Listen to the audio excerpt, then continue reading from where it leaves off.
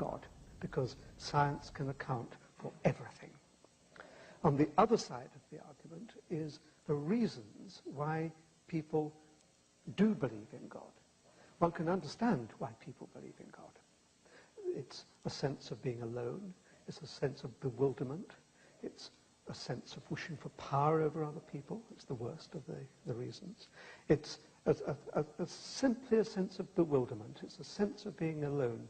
And you would know these feelings far better than I, because you obviously believe in them. But there's taken together with a reason why people believe, desperate to believe, together with the fact that you don't need actually a God, in a sense amounts to an argument against the existence of God. Well, I guess I don't see that. I mean, why doesn't that commit the genetic fallacy of trying to say that by explaining how a belief originates, you thereby show the belief to be false?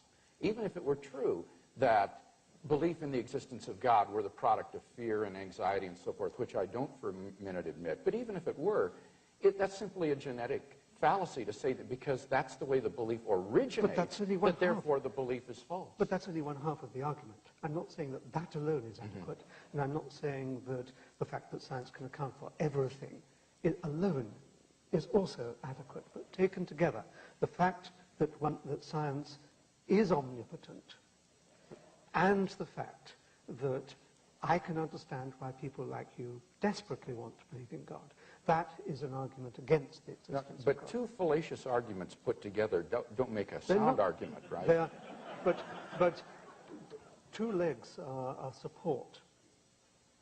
Yes, but the legs have to be sound. I mean, But these are sound.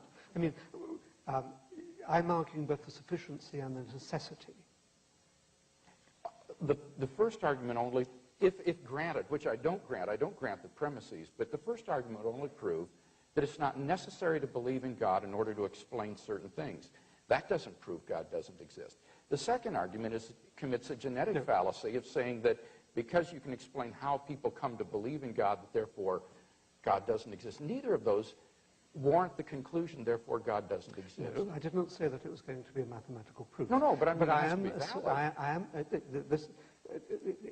it is valid in the sense that there is no need for a God.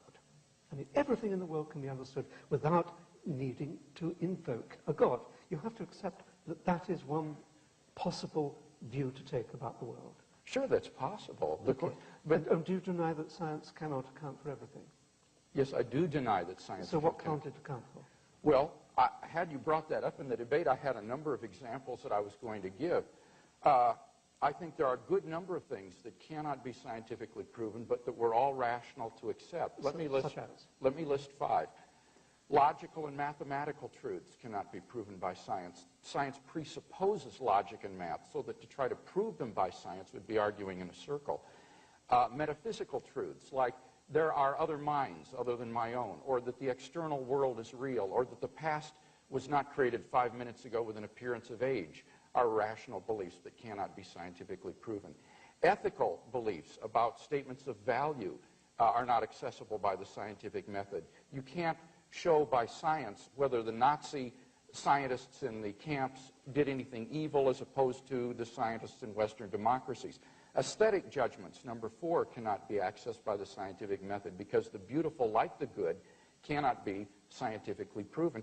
And finally, most remarkably, would be science itself. Science cannot be justified by the scientific method. Science is permeated with unprovable assumptions.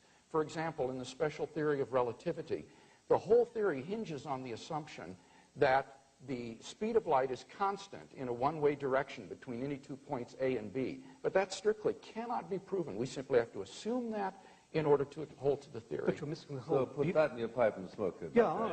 Okay. Yeah.